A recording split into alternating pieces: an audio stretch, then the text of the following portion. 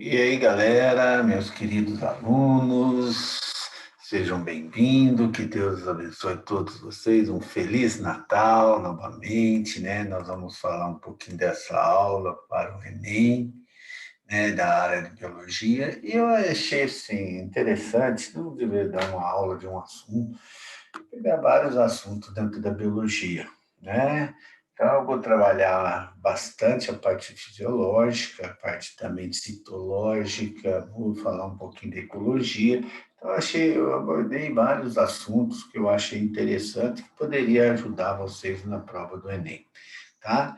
Então, não é preciso ter as melhores coisas para ser feliz, mas sim, é imprescindível para ser feliz fazer o seu melhor com tudo que você tem. Isso é importante, né, gente?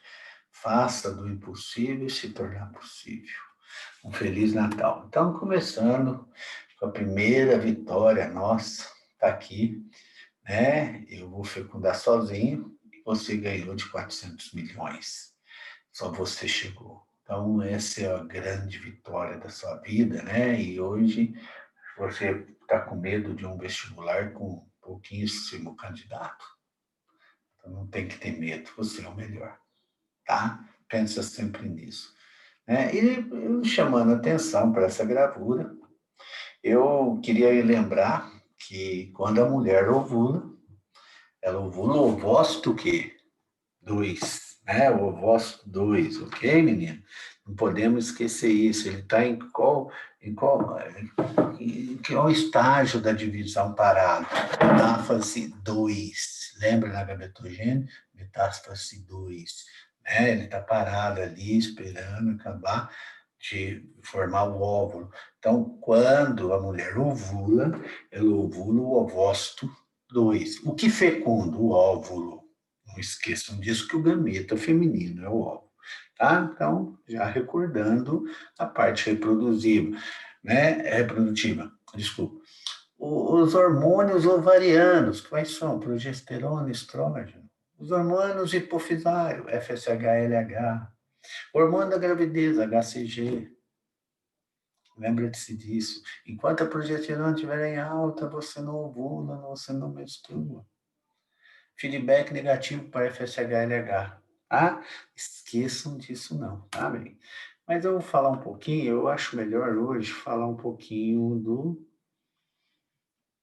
pâncreas, né? O pâncreas hoje, nós estamos, né, uma glândula, né, mista, porque ela produz hormônios, como ela produz suco pancreático para digestão, lembra? As tripsinas, lipase, amilase pancreática, bicarbonato para neutralizar a acidez do intestino, o pH do intestino é básico, tá? Então, lembra-se disso. Você tem a secretina, que é um hormônio que estimula o pâncreas a produzir esses sucos pancreáticos, né?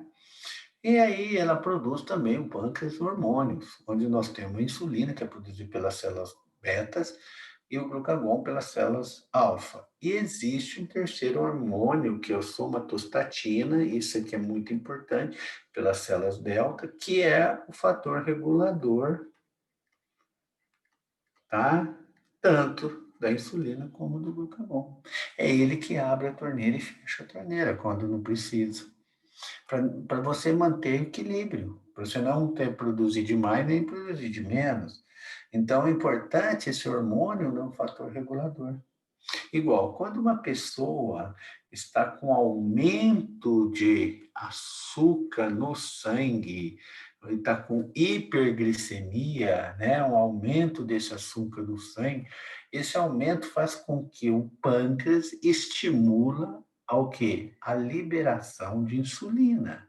A insulina vai lá no sangue e pega a glicose e facilita ela entrar dentro da célula, fazendo isso a diminuição do açúcar no sangue. Mas quem que fala, ó, chega de liberar insulina?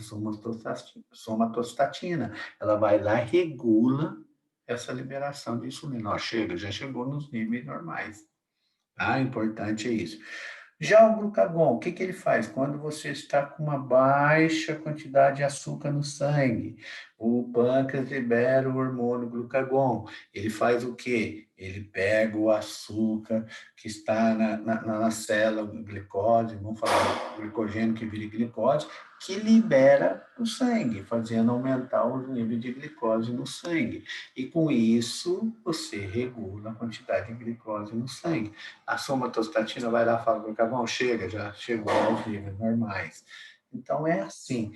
Pessoas que têm uma deficiência, uma queda na produção de insulina, ou por deficiência congênita, nasce e não produz, ou né, ela não produz um gene, ela não tem um gene para que produz a insulina, o hormônio insulina, ou ela adquire durante a vida, né, a obesidade, uma dieta desregulada, e com isso ela ganha uma resistência da insulina com a glicose. Ele é um quadro de diabetes mellitus. Não podemos esquecer mellitus, porque se tem insípida, que é falta de ADH. Não esquece disso, ADH é hormônio antidiurético. Então tá aí. E hoje nós temos, né, aí o glicogênio, que é a reserva insulina, o hormônio que faz liberar, né, implementar quando você tem uma hiperglicemia, libera insulina, glucagon quando você tem uma hipoglicemia. Né? Pessoas que, quando tem diabetes mellitus do tipo 1, é aquela que ele tem uma deficiência de insulina. Então, já com a idade jovem, de criança, você já apresenta um quadro diabético. Já do tipo 2 é aquela que você cria durante a resistência da insulina com a glicose, durante a vida. Você adquire com obesidade, 40 anos, gordo, comendo totalmente desregulado, e você cria um quadro diabético, né, do tipo 2. E de gestacional, que é do tipo 3. Durante a gestação, né, a mulher desenvolve um quadro de diabetes, tá? Beleza? E esse aqui, Paulinho, o que você tem que fazer? Aplicar insulina e dieta. Esse aqui, dieta, de vez em quando, aplicar insulina quando tiver no altíssimos níveis de glicose no sangue. E esse aqui também, dieta, né? Regular, uma dieta correta, tá certo? Ok, meninos? Tranquilo? Então, o pâncreas está aí. Outro hormônio importante no sistema endócrino, que é o ADH, hormônio antidiurético, produzido no hipotálamo, armazenado na neurohipófise, né? Esse hormônio ADH, ok? Dúvida? Tranquilo, tá aí, né, meninos? Esse hormônio ADH, ele vai ser liberado quando você tem uma quantidade de água no organismo baixa. O que ele faz? Libera ADH. Esse hormônio vai atuar nos rins, lá nos tubos renais, lembra dos tubos renais, fazendo com que aumente a reabsorção de água. Ele tira a água dos tubos renais no final aqui e volta para o sangue. Com isso, ele aumenta os níveis de água no sangue, aumentando a pressão arterial. Né? Então, você aumenta a pressão e diminui a pressão osmótica do sangue, mas aumenta a pressão arterial. Tá? Você aumenta o volume de água no sangue. Pressão osmótica é outra coisa, a pressão do sangue, né? Então, você diminui a pressão, mas aumenta aqui. Então, você diminui a pressão arterial e você aumenta a pressão arterial porque você coloca mais água no sangue, né? E diminui a pressão osmótica do sangue, né? Isso que é importante. Você diminui a pressão osmótica, mas aumenta a pressão arterial, tá? E o importante é isso, é retenção. Só você passa a urinar menos. Lembra, liberou a DH, urina menos. Tá? Hormônio antidiurético. É liberado pela neurohipófise, armazenado pela neurohipófise e não produzido na neurohipófise. Cuidado. Produzido no hipotálamo, armazenado na neurohipófise. Tá? E o que é pressão sanguínea? Nós acabamos de falar, pressão arterial. Refere à pressão exercida do sangue contra as paredes da artéria. O próprio falou. Então, a pressão. Você tem a pressão máxima e a pressão mínima, né? A pressão máxima, sístole do ventrículo esquerdo do coração, né? Que é a máxima. Mínima, pressão mínima é diástole do ventrículo esquerdo do coração. Diástole, relaxamento. Sístole, contração. Sístole, diástole. Sístole, diástole. Sístole, diástole. Ok, menino? Tranquilo? Né? Então, é isso aí. Então, você tem 12 por 8, né? E o que é uma pressão arterial? A pressão arterial nada mais é que o volume, isso aqui quer dizer volume de água no sangue, versus a resistência vascular periférica. O que é isso? Vasoconstrição ou vasodilatação, ok? Vasoconstrição ou vasodilatação. Você tem quando você tem muita água no sangue e faz uma vasoconstrição, você aumenta a pressão. Então, se eu fizer uma vasoconstrição, se eu fechar o vaso e aumentar o volume de água no sangue, aumenta a pressão arterial. Se eu fizer uma vasodilatação e diminuir a quantidade de água no sangue, eu vou diminuir a pressão arterial. Entenderam? Então, ficou claro, pressão arterial. Mas a pressão arterial ela é regulada pelo sistema renina, angiotensina, aldosterona. Lembra dos três sistemas, né? O que é isso? Aqui é um resumo. Quando o rim sente que a pressão arterial está caindo, ele libera essa proteína chamada renina, que vai converter angiotensinogênio, por angiotensina 2. A angiotensina 2 vai até a suprarrenal e fala, libera aldosterona. O hormônio aldosterona vai até os tubos renais, não esqueçam disso, fazendo com que aumenta a reabsorção de sais minerais, sais, quer dizer. E aí, aumentando a reabsorção de sais com sódio, né, potássio, sódio, desculpa, de sais de sódio, para o sangue, você puxa água. Com isso, você aumenta a reabsorção de água também. E quando você aumentando o volume de água no sangue, você aumenta a pressão arterial, tá? Ok? Então, olha lá, você tem uma queda da pressão, libera renina, tá? Libera renina, a renina, por sua vez, tá? Vai fazer o quê? Converter angiotensinogênio produzido pelo fígado em angiotensina 1. Não precisa guardar muito isso, não. Lembra-se, sistema renina, angiotensina e aldosterona. Vai estimular essa angiotensina ao quê? Passar pelo pulmão, que converte em angiotensina 2. No pulmão, né, convertendo em angiotensina 2, essa angiotensina 2, que você tem que guardar, que é a angiotensina, vai até a suprarrenal e fala, suprarrenal, libera aldosterona. A aldosterona aumenta a absorção de sais. Né? E com isso aumenta a retenção de água e você aumenta o volume de água no sangue. Outra ação da angiotensina também é fazer uma vasoconstrição. Você fazendo uma vasoconstrição, um momentinho, gente, uma vasoconstrição você faz também um aumento da pressão arterial, tá certo? E também vai na hipófise, na neurohipófise, e fala assim, neurohipófise, aumenta a secreção de ADH, tá?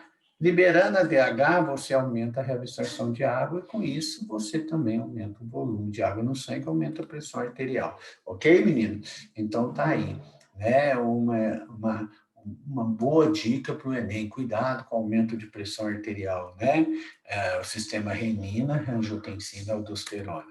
Ok, menino? Então tá aqui, caiu a pressão, libera a renina estimula a angiotensina, lembra daquilo? Até a suprarrenal, liberando a aldosterona aumenta a reabsorção de sais e água nos tubos renais. Você aumenta o volume de água no sangue, você aumenta a pressão arterial. Tá aí. Bem tranquilo. Outra dica também que eu falo na aula, e eu chamo atenção, é o sistema nervoso. Cuidado, o sistema nervoso ele é formado periférico e central, lembra? O central é encéfalo e medula. Medula está ligado com o ato que, gente? Reflexo, lembra? E o encéfalo tem cérebro, bulbo, ponte, hipotálamo, né, cerebelo, tá? O cérebro é a parte que é o comando, onde tem inteligência, raciocínio, emoção, né, que nós falamos. Já o cerebelo é equilíbrio e tônus muscular. Já o bulbo, respiração, batimento cardíaco, né? Já o hipotálamo, controle de temperatura, libido sexual, lembra? Liberação de ADH, produção de ADH, hormônio antidiurético, e o periférico são os nervos, compostos de nervos e gânglios. E lembra que você tem os nervos cranianos, que saem do crânio, e nervos raquidianos. E dentro do periférico tem o sistema nervoso autônomo, lembra disso, né? Que é o simpático, né? Que é noradrenalina, e o parasimpático, né? Simpático, que é acetilcolina, né? Que esse é o comando, né? Que eles são antagônicos. Simpático chega no coração, fala bate, o parasimpático vem e fala volta ao normal, né? Diminui o batimento aí. Então eles são antagônicos, enquanto um estimula, o outro inibe, tá? Igual o parasimpático nas glândulas salivares estimula a secreção de saliva, já o simpático faz você ficar com a saliva, inibe a produção. Lembra que o simpático, susto, relacionado ao susto, lembra daquele que eu falei? Guarda bem isso, susto, que a pupila dilatou, simpático, coração disparou, referência a um susto é simpático, aumenta o ritmo respiratório, simpático, vasoconstrição, simpático, ficou branco, parou de salivar, ficou com a boca seca, simpático, que fez inibição. Parasimpático, prazeres, emoções, assim, movimento peristáltico, movimento de diafragma, da bexiga, né? Então, esse é o parasimpático, salivação, né? E tudo mais. Ok, menino? Então, é isso aí. Não esquecer do ato reflexo, que depende apenas da medula, né? Então, a medula. E você tem um ramo, lembra? O ramo aqui, ó, ramo dorsal e o ramo ventral, meninos, tá? São os dois ramos que acontecem aí, né? O ramo dorsal, que é aquele que entra o neurônio, qual neurônio? Neurônio sensitivo ou sensorial, né, que capta o impulso, o estímulo e vai até a medula. Aí tem o neurônio associativo, que faz associação, que liga depois com o neurônio o quê? Motor, né? O neurônio motor, olha lá, seu axônio conduzido o impulso do centro integrador para o órgão efetuador, né? Que vai efetuar o movimento, o músculo, contrair. Então, cuidado aqui. E sempre o impulso é dendrito, corpo celular, axônio, tá? Sempre lembrar disso, né? Então, aqui está o dendrito, o corpo celular está aqui está o axônio. Aí está o dendrito, corpo celular, axônio. Aí está dendrito, corpo celular, aqui. Isso aqui é o axônio. Lembra? A bainha de melina para envolver o axônio ali, o impulso correr com mais rapidez. E a diferença de carga positiva e negativa, lembra? Sódio e potássio, né? E aí você, cortando o ramo dorsal, você corta o neurônio sensitivo. Você não sente, não tira mal no ato reflexo. Se você cortar o ramo ventral, você corta o motor. Você sente, mas não tira a mão no ato reflexo. Lembra disso? Bem, é uma pergunta clássica de tudo, não só do Enem, mas de vários vestibulares, tá? Estou chamando atenção aí para isso, né? No ato reflexo. Então, aqui, então, chega no neurônio, final do neurônio, que parte do neurônio? O axônio, terminação do axônio. O que é isso? São vesículas contendo esses chamados mediadores químicos. O que são? Neurotransmissores. Que é lançada aonde? Na sinapse, lembra? Sinapse, é o famoso sinapse, onde é lançado, tipo, aqui é um músculo, então é acetilcolina, né, que vai estimular o músculo a contrair. E aqui são os receptores pós-sinapse, lembra daquilo? Então, você libera os neurotransmissores, eles vão estimular o músculo, a placa motora, a fazer com que o músculo se contrai, ok? Então, olha lá, estímulo na placa motora, né, a acetilcolina, os neurotransmissores na sinapse, aí a sinapse neuromuscular, que vai promover o que é a liberação de cálcio pelos retículo endoplasmático e liberação também de magnésio, ATP, né? Lá nas fibras musculares. E o que é nas fibras? Na miofibrilas, né? O que é miofibrilas? A quitina e miosina. Promovendo lá o quê? O deslizamento da quitina sobre a miosina. Tá bem claro, menino? Então, o que é a contração? Esse deslizamento da quitina sobre a miosina. Isso tem que ter na participação de cálcio, ATP, né, magnésio, né, e outros sais, né, e outras substâncias. Não podemos esquecer disso, né, menino? Bem claro, né, vou deixar aqui. Uma dica que eu dou está aqui, a miostatina. O que é isso? A miostatina é uma proteína produzida pelas células musculares, estriada esquelética, porque você tem três tipos de fibra muscular estriada esquelética, lisa e cardíaca. Voluntária e rápida, estriada esquelética. Voluntário, involuntário e rápido, cardíaca. E involuntário e lento, lisa. Né? A função dela é controlar, olha bem essa proteína, controlar o crescimento muscular, ou limitar o seu crescimento. Então, se você tem muita miostatina,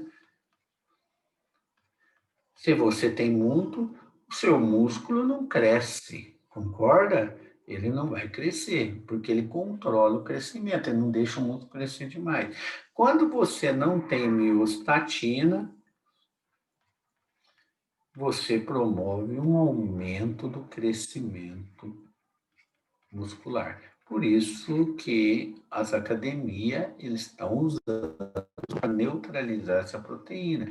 Se você neutralizar elas, você faz o músculo crescer. Entendeu?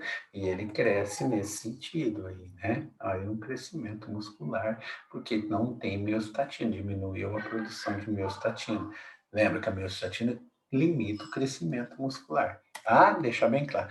E nas fibras você tem dois tipos esqueléticos, fibra do tipo 1 e tipo 2. A do tipo 1, aeróbica, você lembra disso? E a do tipo 2, anaeróbica, né? Que é aquele que você não tem muita mitocôndria, você não tem irrigação sanguínea, e com isso você não tem muito mioglobina, e com isso o que acontece? Você é de explosão. Aqui você é de explosão. Você tem aumento do glicogênio e essa enzima glicolítica, que é responsável pela quebra da glicose para liberar ATP. Só que é uma explosão, isso é massa, aí você tem massa. Por isso você faz exercício anaeróbico para criar massa. O aeróbico é resistência, aquele que o cara tem muita bioglobina, muita mitocôndria, suprimento. Esse é o maratonista. Tá? Lembra-se desses dois tipos de fibras musculares esqueléticas que vocês têm no organismo. Tá? Então, aqui eu estou chamando a atenção. Isso aqui é um deslizamento. E quem que é esse aqui? A miosina, esse bastãozinho aqui, ó, menino, ó, esses bastãozinhos aqui é a miosina, promovendo que aqui, ó, tem cálcio, magnésio, ATP, né? Promovendo o deslizamento da quitina sobre a miosina. Então, a contração, a cálcio, magnésio, ATP, né? E a creatina é uma proteína aí, né, que você tem produzida, só que quanto mais creatina você tiver, mais você vai formar ATP, mais você vai demorar a entrar em fadiga muscular. Então, por isso, o fósforo liga a creatina, que liga a ADP. E quando você precisar de formar ATP, você tem ali através da fosfocreatinina, né? Então, ela é muito importante na formação de ATP, por isso que é doping. Tudo que você toma mais, você favorece a pessoa a entrar em retardar a fadiga muscular, né? O esforço físico, ok? E falando em esforço físico, nós temos uma fermentação lática. Né? Cuidado, nós não formamos álcool, nós fazemos uma fermentação lática, quando a gente faz um exercício físico muito intenso. Né? E o que é a fermentação? Quando você não usa oxigênio, apenas glicose, é quebrada a glicose em ácido pirúvico, depois ela é quebrada em ácido lático. E esse excesso de ácido lático, ela é realizado, né, esse excesso na musculatura, né, com escassez de oxigênio, você causa dor, né, endurecimento, né, Cada molécula de ácido pirúvico convertida em ácido lático também contém 3 átomos de carbono. E aí, nesse ácido lático, você tem essa fermentação lática, que é uma dor intensa, né? E através de um esforço físico. Também é usado para alimentação, o ácido lático, né? Na alimentação, aí, queijos, Danone, né? Yakult, né? E é isso, tá certo? Não podemos esquecer disso, da fermentação lática, tá? Meninos, uma coisa que é legal é o sangue. O sistema circulatório, presta atenção, ele é composto, né, olha bem, o sistema circulatório, coração, vaso sanguíneo e sangue. Coração, músculo que bombeia sangue, né, para o corpo inteiro, recebe sangue e bombeia, cisto de ácido. Tem as 4 cavidades, átrio direito, ventrículo direito, átrio esquerdo, ventrículo esquerdo. Do lado esquerdo do coração, não podemos esquecer isso, do lado esquerdo do coração, né, átrio esquerdo, ventrículo esquerdo, sangue arterial. Do lado direito do coração, né, sangue venoso. Lembra a válvula aqui? Qual é a válvula aqui?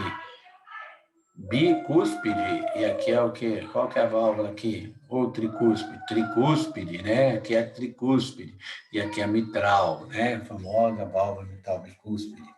Tá? Cuidado, tá? É aqui separa o átrio direito, o ventrículo direito, o átrio esquerdo. Cuidado, a artéria aorta e a artéria pulmonar. A artéria pulmonar leva sangue venoso do ventrículo direito para o pulmão. E a artéria aorta leva sangue arterial do ventrículo esquerdo para o corpo. Lembra disso? E a veia pulmonar que traz sangue arterial. Cuidado com essas invertem, né? Tomar muito cuidado com isso, chama atenção. Já, né, os capilares, onde realiza as trocas de substância, que são formados de endotélio. Não esquecer também que a artéria tem pressão e velocidade, veia só tem velocidade, mas não tem pressão, e tem as válvulas, que não deixam o sangue retornar. Já o sangue, ele é formado por, né, plasma sanguíneo, a parte líquida do sangue, onde tem substância, tem excretas, tem hormônio, anticorpos, né? E água, sais, nutrientes. Já a parte dos elementos figurados do sangue, que a gente chama, né? Que são os elementos que compõem as hemácias, os glóbulos vermelhos. Opa, desculpa, gente, tá errado aqui, né? Ó, apaga, glóbulos vermelhos, tá? E aqui que é os glóbulos brancos, cuidado, aqui foi uma falha. As hemácias ou eritrócito que transporta oxigênio no seu sangue, tá? Os gases, principalmente oxigênio, aqui são anucleadas, tem a cada 120 dias ela morre, é destruída, lembra? Você tem quem produz o sangue, é o tecido da medula óssea vermelha, hematopoético, é tecido conjuntivo, tá? E aí você tem os leucócitos, que são células do quê? De defesa do organismo, né? Essas células aqui, ó, promovem a defesa, como nós já falamos até na aula para FUVEST, os macrófagos, neutrófilos, basófilos, eosinófilos, linfócitos, né? Que são células de defesa do seu organismo. Quem produz anticorpos, gente, linfócito do tipo B, né? Não posso esquecer isso mais, falei mais de 10 vezes isso, tá? E as plaquetas, que são fragmentos de célula, são pedaços de trombócitos, né? São fragmentos que promovem a coagulação sanguínea, coagular o sangue, né? Então, plaquetas são pedaços, coagulação, os glóbulos brancos, defesa, e os glóbulos vermelhos, que seria, né, as hemácias que vão transportar sangue, oxigênio no seu organismo, no sangue, né? Então, o importante é isso aqui, a eritropoese, formação de hemácia a partir de uma eritroblastos. O que é isso? São células que vão originar hemácias. Essas aqui têm núcleo, ela tem núcleo. Quando ela cai, chama-se hemácia, eritrócito, ela perde núcleo, tá? Para levar mais oxigênio. Então, quando você está subindo em grandes altitudes, não esqueçam, né? Aí vai estar perguntando, está caindo, está perdendo. Estimula a eritropoetina, estimula a medula óssea a produzir o que? Mais hemácias, Então, vamos lá, vamos produzir mais hemácia, porque eu estou precisando, porque eu estou subindo grande altitude, eu tenho que produzir mais hemácia. Então, a eritropoetina, o hormônio vai lá na medula óssea e fala, ó, produz mais hemácia, que nós tá com falta, né? Então, no ar rarefeito, a gente tem que buscar mais hemácia. Por isso que os caras que treinam em grandes altitudes têm muito mais hemácias que aqueles que treinam no mar, né? Então, ele perde o núcleo, forma reticulócitos, né? Que perdem também mitocôndria, parte da membrana, né? Lá do organelo, e se torna formação de hemácia, né? E o importante é saber que a medula óssea é responsável lá. Quando a concentração de oxigênio no sangue cai, os rins estimulam o transporte de uma proteína plasmática, um hormônio, denominado eritropoetina. Isso vai até a medula óssea vermelha, não precisa nem guardar isso, né? Que é produzir a hemácia, tá? Isso é o importante você saber disso, ok? Fermentação lática, acabamos de falar, você forma ácido, né? E você pode formar álcool também, mas aí no caso nosso não, né? No nosso caso nós fazemos fermentação lática, ok? Tá aqui a glicose, isso aqui é importante, né? Você forma na fermentação, você não tem participação do oxigênio, e acontece tudo no hialoplasma, né? Da vida, tá? No hialoplasma da vida. Já a fermentação como fala mesmo, é, a respiração acontece tanto no hialoplasma como também na mitocôndria, né? Não podemos esquecer isso. Meninos, partindo um pouco, saindo um pouco da fisiologia, né? Que eu acho, não posso esquecer, a cadeia sempre cai ecologia no Enem. Nossa, é o que mais cai. E a cadeia alimentar, isso é muito importante. Não podemos esquecer, o NACA deve ter falado muito para vocês sobre isso, que é a cadeia alimentar. O que é uma cadeia? Você tem um produtor, consumidor de primeira ordem, consumidor de segunda ordem. Quantos níveis? Primeiro nível trófico, segundo nível trófico, terceiro nível trófico, ok?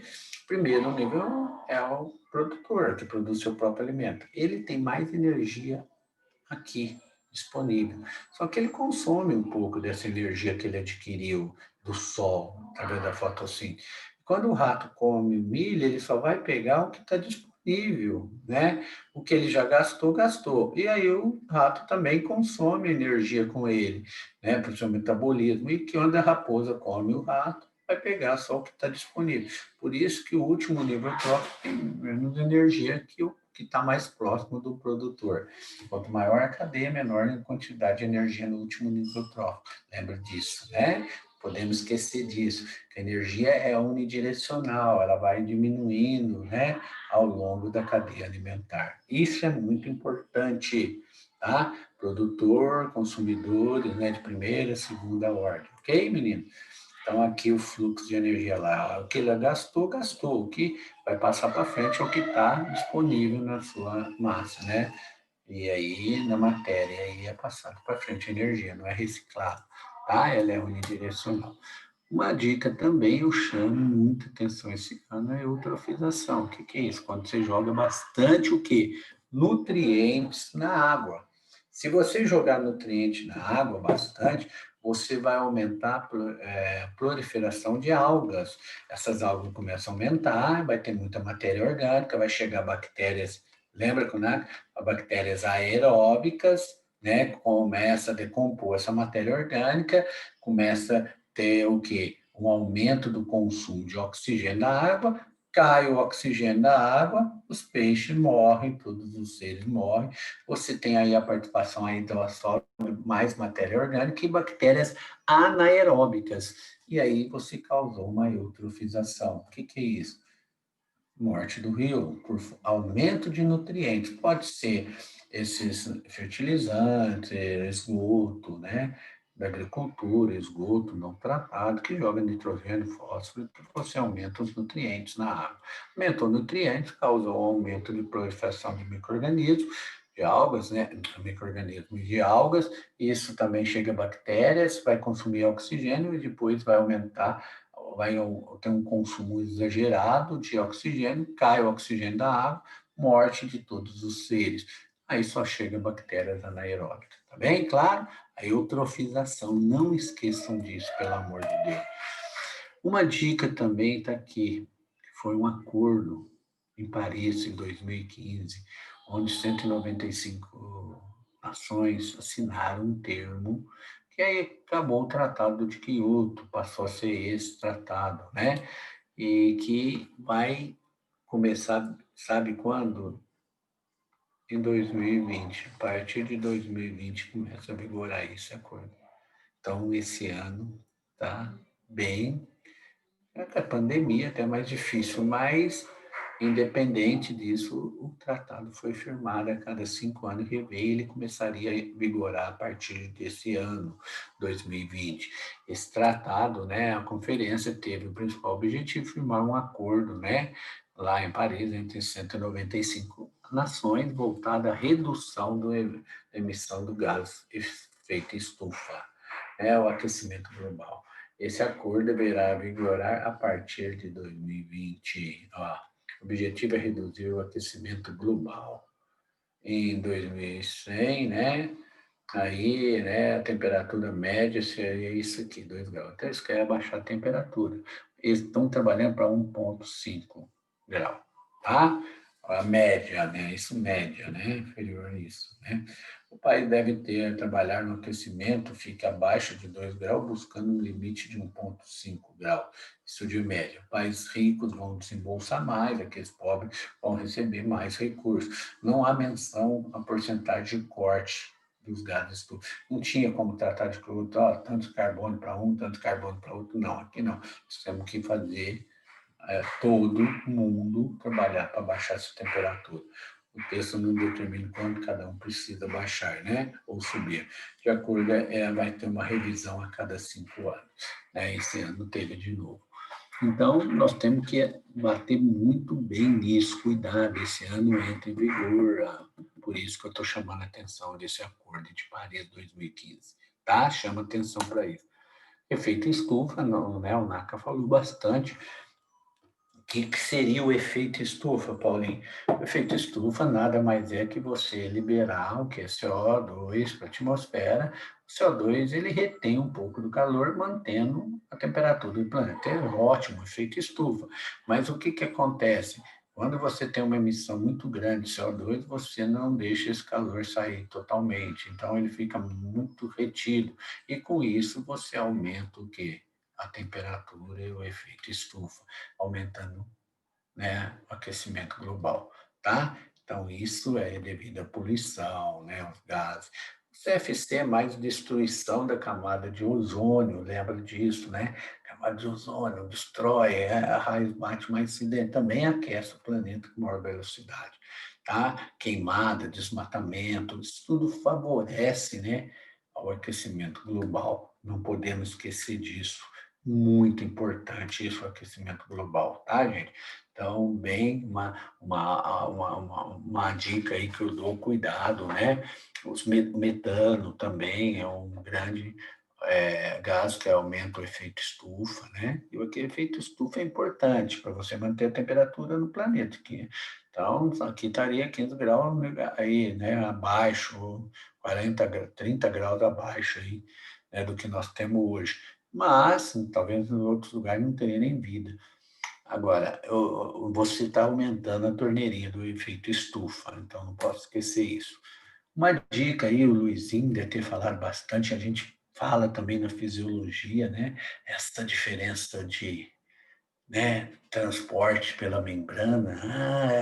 É importante muito. A membrana é formada de lipídios e proteínas, né? Basicamente, duas camadas de lipídio embutidas proteínas. E você tem proteínas de canais, proteína transportadora, proteínas marcadoras, receptoras.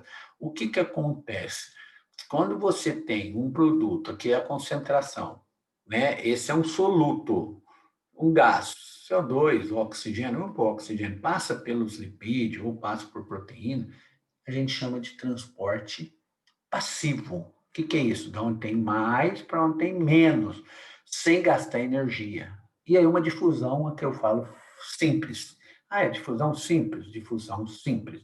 Quando eu uso uma proteína para transportar um soluto, tipo glicose, tem a glicose saindo de um lugar que tem mais para um lugar que tem menos, mas usando uma proteína carreadora ou proteína transportadora pela membrana, aí eu usei a proteína como uma porta de entrada, facilitando a minha entrada. Aí eu chamo de fusão facilitada.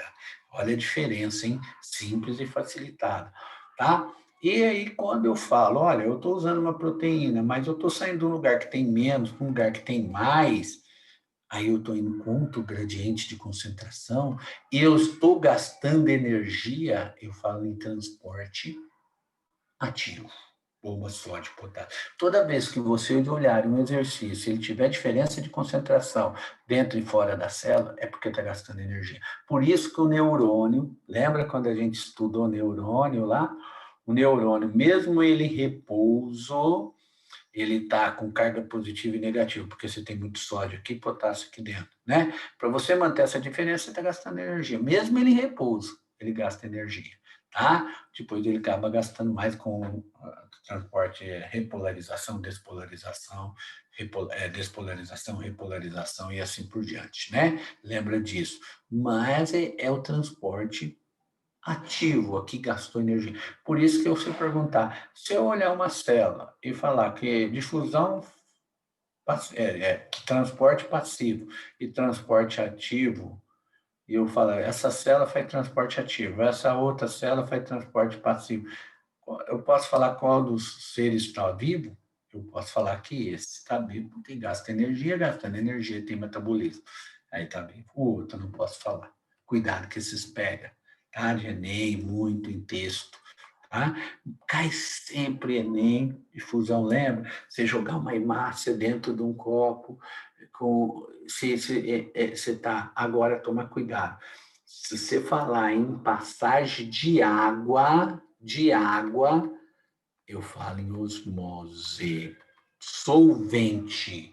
Aí você fala para um lugar hipotônico, para um lugar hipertônico, né? Ah, então se eu dentro de um copo de água destilada, jogar uma hemácia, ela ganha água, porque eu estou no meio hipotônico, ela explode, pá, né? Fica vermelha a água. Se eu jogar ela no mar, ela está no meio hipertônico, aí ela perde água, ela murcha, desidrata. Lembro disso. E o vegetal não acontece estourar por causa da parede celular. O Luizinho falou bem disso para vocês. Não esqueçam osmose, passagem de água pela membrana lá. Então, aqui você está no meio, essa célula murchou porque ela está no meio que perdeu água. Hipertônico, ela deu água para o meio. Aqui ela está no meio isotônica, que ela ganhou água. Então, ela está no meio hipotônico, ela ganha água. Então, aqui é o meio hipotônico, aqui é hipertônico, né, gente? Não podemos esquecer. Plasmolizado, meio hipertônico, túrgida, meio hipotônico, tá? Tá bem claro. Mitocôndrias, todo ano com organelas, organelas, organelas. Mitocôndria, o que que é? Ah, respiração celular, pegar uma molécula de glicose mais oxigênio, isso aqui é simplificado, quebrar, liberar CO2, água e energia, ATP, formação de ATP, né? Você tem a mitocôndria, não esquecer, DNA mitocondrial, só de origem materna, hein? Só de origem materna, não é do pai, porque o pai não dá mitocôndria para a criança. Todas as organelas de origem materna. Lembra disso? Vou chamar a atenção disso. Já caiu no vestibular agora, recente. Pouso Alegre, acho que foi. Não esqueçam disso. Tá? DNA mitocondrial só de origem mãe. Só mãe que tem. Por quê? Por que de origem mãe? Porque é o óvulo. E o óvulo é de quem que é? Da mãe. O pai só dá um núcleo do espermatozoide. Tá? Então, não esqueça, tem as cristas mitocondriais e as matrizes mitocondriais, onde eu encontro DNA e RNA na matriz aqui, né? Aqui na matriz vai ocorrer o que? A quebra da glicose, formando o que? O ciclo, aqui na matriz ocorre o ciclo, né? Lembra? E nas cristas, a cadeia respiratória, onde vai formar grande quantidade de ATP. Lembra disso? O Luizinho falou bem de respiração.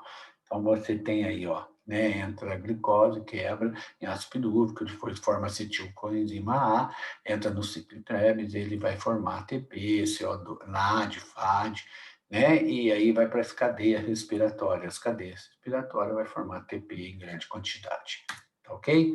Outra dica, DNA.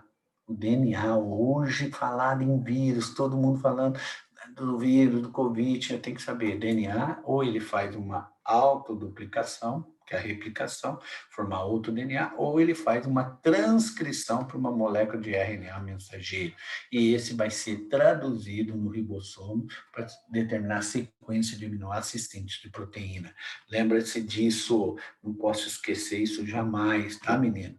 Então, você tem 3 tipos aqui, RNA cadeia simples, né? Quais as bases? A, U, C e G, né? A com U, C com G, tá? Aqui você tem A, T, C e G, né? A com T, 2 ligações, C com G, 3 ligações, né? Muito bem. Lembra, cadeia dupla, aqui, ó. Lembra da molécula, né? Formada dupla fita, né? Que é umas fitas simples. DNA, ele transcreve uma molécula de RNA mensageiro, lembra? O RNA, ó, um códon de RNA mensageiro. Um códon representa 3 bases nitrogenadas de RNA mensageiro, né? Que representa um aminoácido, não esqueça disso. E o RNA transportador é o anticódon. Lembra? São 3 bases nitrogenadas de RNA transportador, né? Códon com anticódon. E o RNA ribossomo faz parte da estrutura do ribossomo. Não podemos esquecer que um gene é um pedaço de DNA que vai determinar uma proteína, né, sintetizando uma proteína. Ele faz a transcrição para um RNA não maduro ainda, primário. Aí alguns pedaços do RNA se perdem, que a gente chama de introns intrometidos, o que vai passar para ser traduzido é o exon. Lembra disso? Aqui tem os introns, né, que é aqueles que não vão ser traduzidos, e os exons que vai formar o RNA maduro, que vai ser traduzido para formar a sequência de aminoácidos e determinar a proteína. Não posso esquecer que você tem mais de um códon para o mesmo aminoácido. Lembra disso, né? Então, aqui está a transcrição, tradução e se formando a síntese proteica. Ok? Outra coisa, dicas, células-tronco embrionárias, né? Ai, famosas células-tronco que diferenciam em qualquer parte do seu corpo, tecido, principalmente as embrionárias totipotente, totipotente que forma qualquer tecido, tá? No seu corpo. Ok, menino? Então, tá aí, né? Umas células tronco do poder de diferenciação. Você tem células embrionárias, você tem células adultas, a medula óssea, cordão umbilical e as embrionárias, formadas por embriões inviáveis, né? Que é na fase do quê? Blastocisto. Aí, é aqui que eu tiro as células tronco, essas células aqui, ó, né, que vai formar qualquer tecido no seu corpo, as células tronco totipotente. Cuidado, aqui, ó, que vai formar um embrião aqui, né, nessa região. A mora também já estão tirando células tronco daqui da mora, mas hoje é mais cai didaticamente o blastocisto. É quando está ocorrendo a nidação do embrião na parede do útero, do endométrio. Lembra a formação que vai formar, aí vai começar a formar placenta e formar HCG, com o hormônio da gravidez, que mantém o corpo ativo e mantém a produção de progesterona e estrógeno, ok? Uma outra dica, meninos, tipo sanguíneo, não posso esquecer. Lembra, o Luizinho falou bastante, quem é do grupo A tem antígeno na proteína A e anti-B no plasma. Quem é B tem anti-B e anti-A no plasma. Quem é AB tem antígeno A, proteína A e B, mas não tem anticorpos. E quem é O não tem antígeno, mas tem anti-A e anti-B no sangue. Então, quem que pode receber AB e O? O O só recebe dele, mas ele doa para todo mundo, porque ele não tem antígeno. O A recebe dele, o B recebe dele, o AB recebe de todo mundo, porque ele não tem anticorpos. Lembra disso? Tá aí, né? Lembrar bem disso, né? Eu, para ir chegando no final, né, as doenças que sempre está caindo, não posso esquecer dengue, a virose, né, muito bem, a dengue é de RNA, cadeia simples, positiva, lembra disso, né? E que você tem hoje 2, 3, 4 tipos de virulência da dengue, né? As resistências que sofrem mutação. E aí eles criaram o mosquito, lembra que do mosquito do bem, que eles geneticamente modificaram, transgênico, eles pegaram lá a técnica de liberação do mosquito macho, não são capazes de transmitir porque eles picam no alimento de fruta, possuem um gene letal no seu corpo, que eles introduziram esse gene letal na célula germinativa para formar os gametas. E na hora que ele passa esse gene letal aos seus filhos, né, os seus filhotes, esse na hora da formação de larva, eles morrem e não chegam na fase adulta. E com isso ele controla a população de mosquito, chamado transgênico, tá?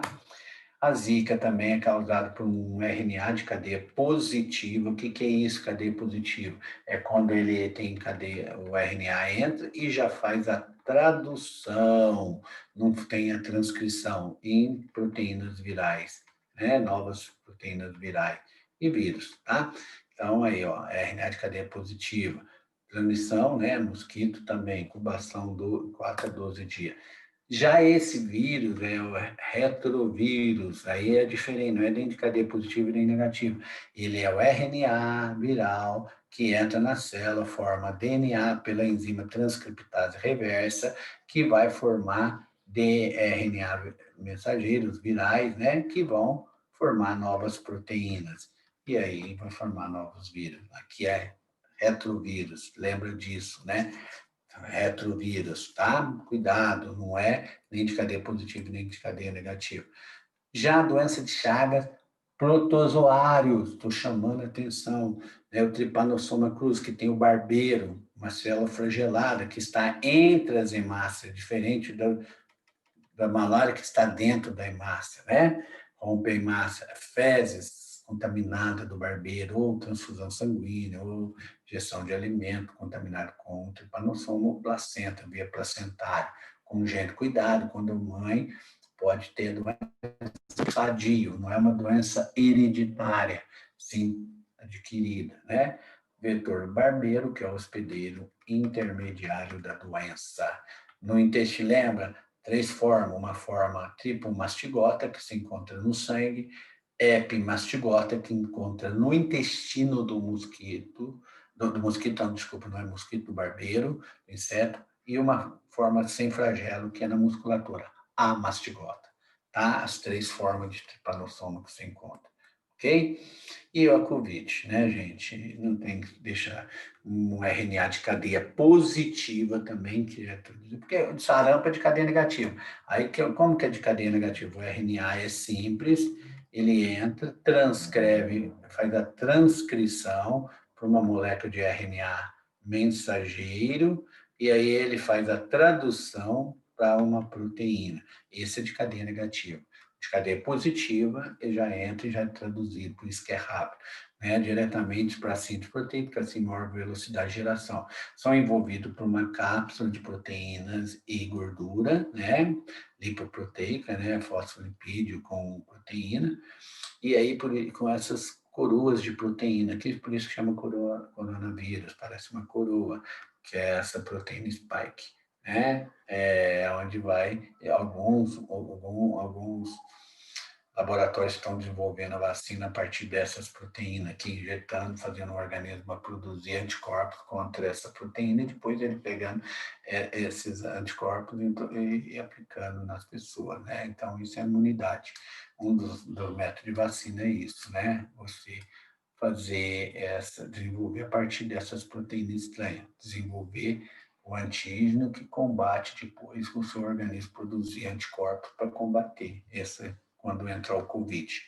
Ok? Aqui é o RNA, ela tem as nossas células receptoras dessa proteína, encaixa, ele joga o material para dentro e esse material passa a replicar lá dentro, tomar conta da célula. É uma proteína que faz esse tipo de coroa, ok? Partenogênese é quando você vem de um óvulo não fecundado, e aí você forma um indivíduo, o zangão. O zangão é haploide. E ele forma gameta por mitose, cuidado que isso pega, né? Formando espermatozoide, tá? E ele veio de um óvulo não fecundado, porque quando vem de fecundado, forma as fêmeas. As fêmeas são 2N, 2N, e aqui é N. Tá certo, menino? Ok? E aí era isso que eu queria falar para vocês. Foi, acho que, uma retomada de tudo para o Enem, né? Espero que caia alguma coisa aí disso e valeu a pena. Meninas, eu desejo muito sucesso, muita força, muita paz, muita sabedoria. O que vocês pensam? Vocês são os melhores. E que Deus abençoe sempre vocês e nós vamos estar muito no coração de vocês, no pensamento, na mão, na caneta, junto com vocês, onde vocês estiverem. Tá? Um grande abraço e muito obrigado. Foi um prazer enorme dar aula para vocês. Tá? Sucesso! E o ano que vem, vocês vão estar com a carteirinha de estudante, famosos universitários. Ficam com Deus e até mais.